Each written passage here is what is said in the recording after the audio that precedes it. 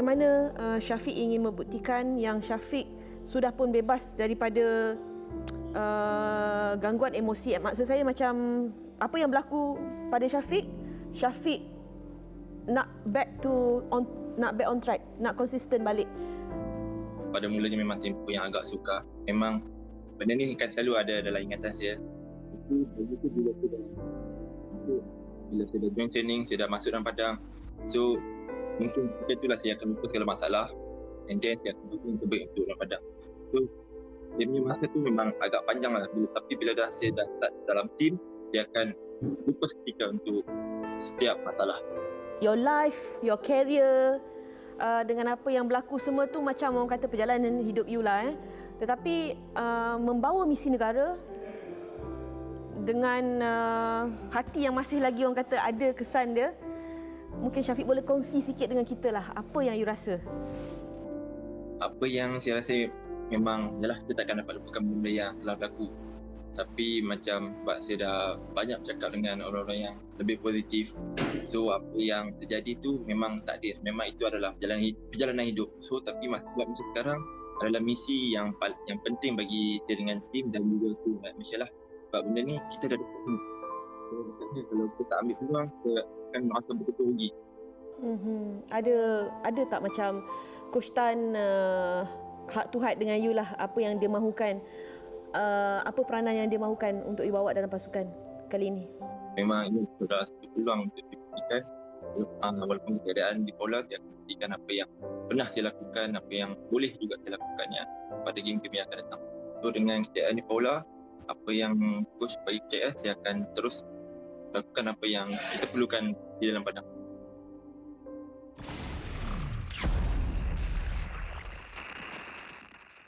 Hai bos. Kita bersama dengan Safi Salih. Kita nak tanyalah soalan-soalan cepu mas menjelang friendly ni Malaysia dengan Bahrain. Of course, bila ada Safi Salih sudah pasti elemen yang hendak ditegaskan barisan penyerang negara. Peminat sukan tanah air ni kadang-kala melihat pemain bola sepak ni sebagai superhero, tapi selepas perkongsian daripada Syafiq itu, apakah Safi berasakan dia mampu bangkit, dan jika diturunkan dalam kesempatan utama, siapa sebenarnya strike partner yang sesuai untuk Syafiq? Apakah Luqman? Apakah Mak Yu? Saya rasa memang Syafiq Ahmad boleh bangkit kembali lah. Dia pun seorang pemain yang sangat berbakat, dan saya rasa untuk perlawanan Bahrain nanti Coach Tacehu akan memberi Syafiq Ahmad peluang untuk beraksi, dan saya rasa partner yang sesuai beraksi dengan Syafiq Ahmad adalah Nosyarul Idlan Talaha lah, Mak Yu. Kenapa Safi, Mak Yu, dan bukan Luqman? Saya rasa perlawanan Bahrain sangat penting lah untuk pasukan negara, dan saya rasa Tacehu bukan masa untuk uji pemain dalam perlawanan sebenar nanti, untuk bertemu UAE nanti. So saya rasa Tacehu nak dapat satu skuad yang baik untuk mendapat confidence yang lebih baik untuk bertemu dengan UAE nanti. Safi pernah beraksi berdepan Bahrain kan, home dan juga away kan. Apa yang Safi boleh kongsikan daripada pengalaman tu, especially bila berdepan Bahrain di Timur Tengah? Memang Bahrain satu pasukan yang sangat susah untuk lawan lah. Dia mempunyai fizikal dan kepantasan yang tersendiri. Dan saya rasa pemain kita harus bersedia dari segi kepantasan pemain Bahrain lah.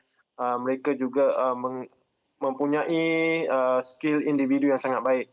Mereka boleh menggelitik pemain kita one by one dengan sangat mudah, dan kita di bahagian pertahanan harus lebih berdisiplin supaya tidak senang dibolosi apabila bertemu dekat Bahrain lah, terutamanya dengan cuaca yang lain.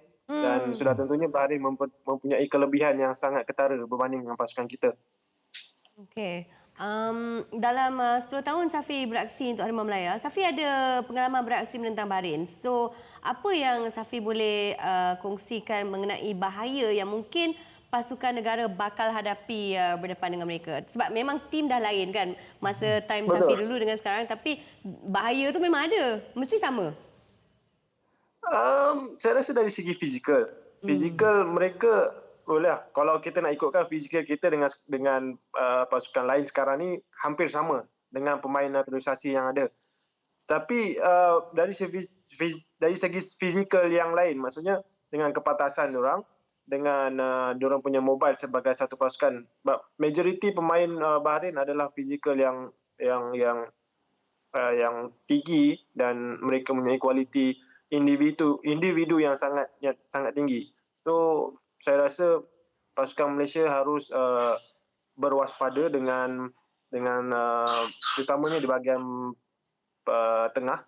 Mereka sangat mobile dan kreatif apabila cuba untuk menembusi pertahanan kita. Mereka sangat hantaran mereka sangat tepat dan pasukan kita harus berhati-hati kat situ. Jangan melakukan kesilapan dan jangan memberi ruang yang sangat besar kepada pasukan pemain tengah Bahrain. Itu yang lebih utama. So adakah Safi berasakan counter attack ataupun serangan balas tu lah aset untuk skuad negara selain pada Syafiq, Mak Yor kita juga ada Safawi Rashid. Adakah ini sebenarnya senjata Malaysia yang boleh digunakan ke atas Bahrain? Saya rasa itu sangat sesuai untuk permainan dan corak perlawanan yang untuk tentang Bahrain. Saya rasa kita tidak terlalu gopoh untuk pergi attack. Ya, walaupun kita confident dengan bola untuk bermain hantaran pendek, tapi jangan terlalu gopoh untuk pergi ke menyerang. Saya rasa kita perlu bertahan sebagai satu pasukan solid di belakang dan di tengah, dan apabila mempunyai ruang di bahagian serangan, kita harus pergi counter dengan cepat dan laju. Kita menggunakan kelebihan Safawi di situ. Rashid kalau diturunkan pemain-pemain yang lebih pantas di bahagian sayap. Okey. Safi, pada waktu peminat bola sepak tanah air menjangkakan skuad negara untuk tewas mentang Bahrain yang ada kualiti yang luar biasa, apa nasihat Safi untuk peminat bola sepak tanah air dan juga skuad negara lah agar kalau tewas tidak kecewa berdepan dengan kempen yang mendatang ni lah, 3 perlawanan lebih penting berbanding aksi persahabatan dengan Bahrain ni? Saya rasa peminat dan peminat bola sepak tanah air harus tahu ini adalah perlawanan persahabatan dan perlawanan yang penting untuk juga pasukan Harimau Malaya lah, terutamanya Tan Chee Hong. Sudah pastinya Tan Chee Hong ingin mendapat keputusan yang baik dari segi persiapan moral untuk bertemu UAE, dan saya rasa Bahrain adalah satu pasukan yang lebih jauh baik daripada kita secara realiti, dan apabila kita mendapat keputusan yang tidak kita inginkan, saya rasa yang paling penting permainan dan kesefahaman antara pemain dan pasukan itu mencapai tujuan yang ingin diperolehi oleh Ketua Jurulatih lah, Tan Chee Hong. Itu yang lebih utama untuk menghadapi perlawanan sebenar.